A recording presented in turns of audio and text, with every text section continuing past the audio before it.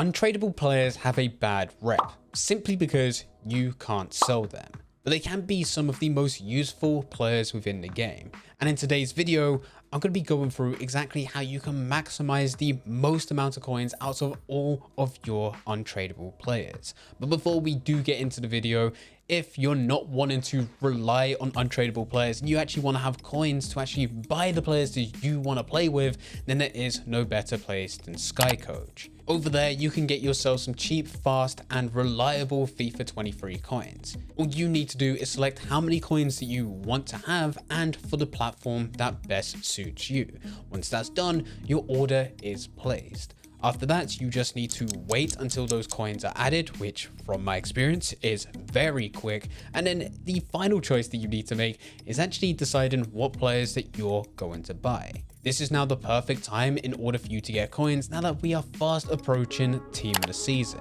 The market crash will come, and if you have coins in your account already, you will be able to buy players at a fraction of their price. So if you're interested in getting some coins, there is a link in the description down below, and if you use Fnatic at checkout, you'll also get a 10% discount. And getting back into the video, at the beginning of FIFA 23, fans were not happy. EA changed the beloved advanced SBCs from being tradable rewards to untradable. These are normally the most profitable SBCs that you can do every single year, but they did lead to somewhat of a farming problem.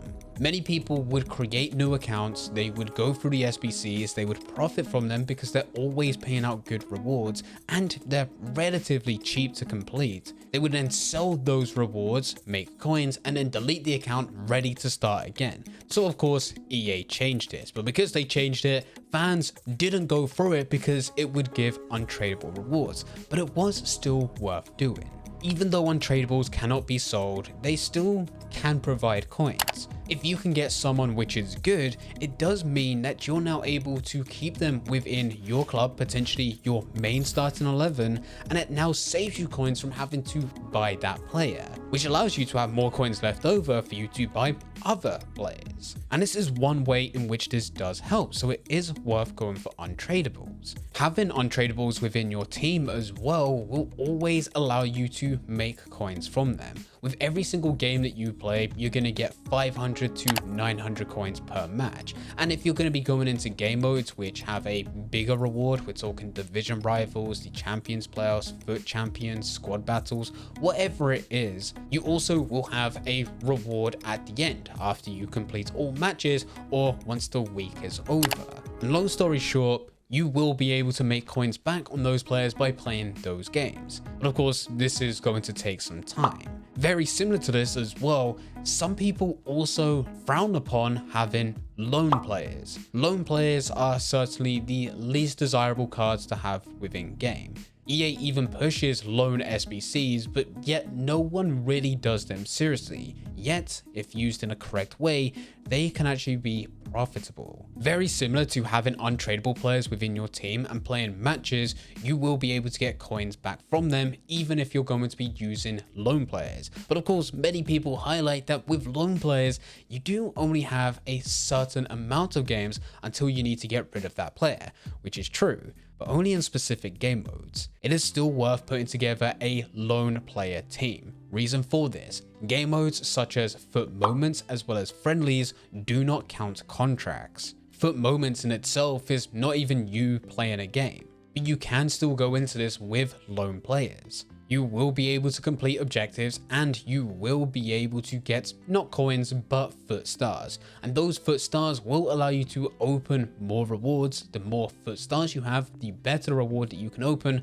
which will give you more untradable players, which ultimately feeds into this whole loop. It's the exact same with friendlies, although EA knows that this is a thing, and because they know, it does mean that in some areas they bring in a few limitations. There are occasionally friendly game modes which will tell you that you must have untradable players or first owner players which can't be loaned. But for the vast majority of friendlies which are added, they will allow you to play with loaned players. And because they do not count the contract, it's technically as if you own them. Of course, on paper, you don't. You never paid a penny to actually get them, as well as If you were to go into any other game mode, their contracts will go down. But in terms of playing friendlies, you can now use much better players than what you're likely to have within your own starting 11, and you can play with them indefinitely. I've actually spoken to a few players who still have loan Mbappe from the promo at the beginning of the year, or should I say,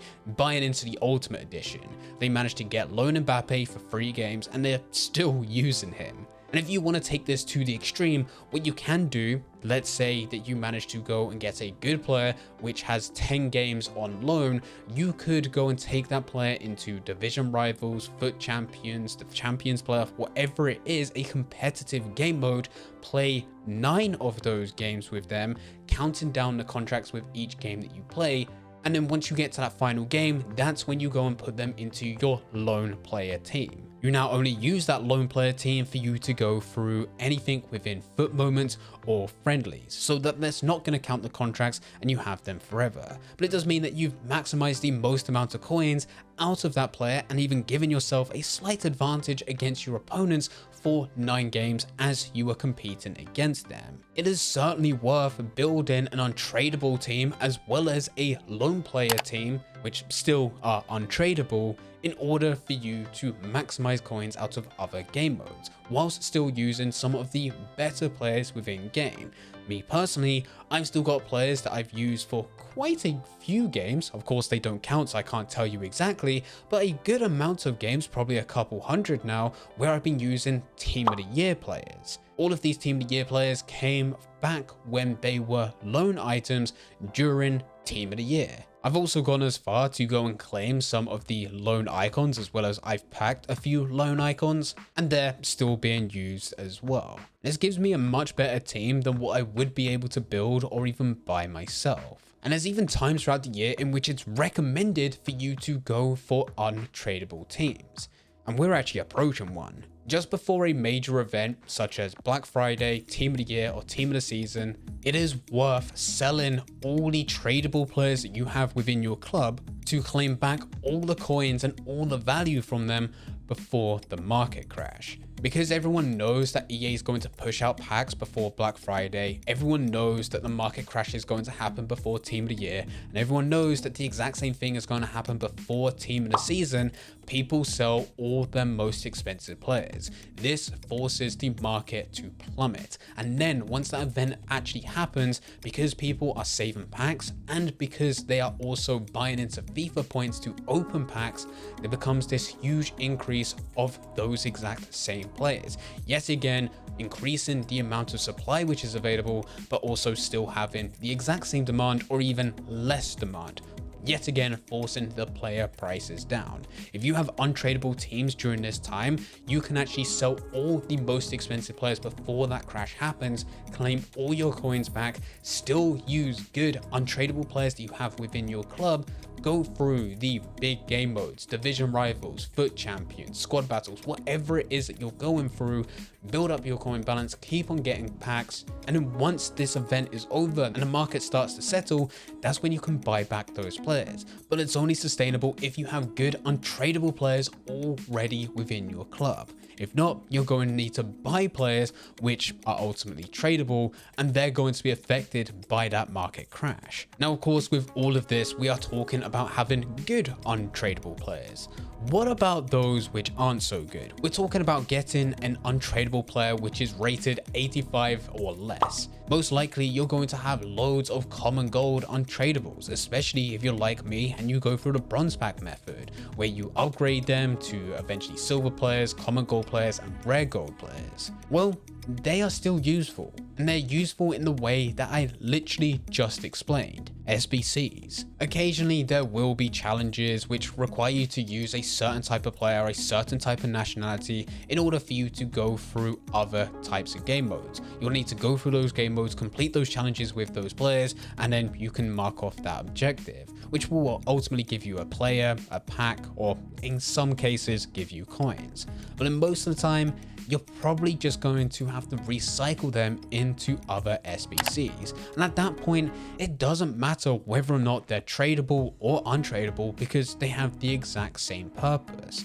The goal is to put them into SBCs in order to get a better reward. Now, in terms of going through SBCs, my recommendation is to actually avoid the challenges which will gift you another player, because this just expands this loop. You end up giving up 11 untradable players to get one untradable player, which happens to be higher rated, but at the end of the day, we've all been there. We've completed an SBC, we've managed to get this player which looks insane, we've used them for a couple games and then never use them again. So my recommendation is actually to go and use them for packs. If you can put these through marquee matchups, you're able to claim back those coins. And it's very easy to go through marquee matchups because the demand to actually complete them is very low. Back when SBCs were first added to FIFA, the hype for marquee matchups every single week made players go extinct. That doesn't happen within FIFA 23. So you can actually use the untradable players. They're not going to increase in value because of a marquee matchup. They're going to stay at the exact same price, but you can use them within the marquee matchups, claim the packs and convert them back into coins, which would actually give you profit if you was needing to actually buy each and every single player. But of course, yeah, again, because it's untradables, you don't. And that ultimately is how you can convert untradables from a very low rating and not desirable into coins. And anything above that, you could look at more expensive SBCs, which will give you a better pack reward. But ultimately, they're probably going to give you untradable players above a certain rating. But at that point, hopefully they're going to get into that barrier of being able to be used within your starting 11. Depending on how you look at this, untradable players can be more beneficial to you than actually tradable players, especially in terms of market crashes, which is where you can make a huge amount of coins without needing to be good at the game or being able to trade hours and hours on end. You just sell everyone that you have, stick to one tradable team, and just wait it out. But this is exactly how you can maximize coins with untradables within Ultimate Team. If you do have any questions, feel free to leave them in the comment section down below. But anyway guys, I hope you guys did enjoy. If you did enjoy, don't forget to leave a like and subscribe. But for now, I'm going. So see ya.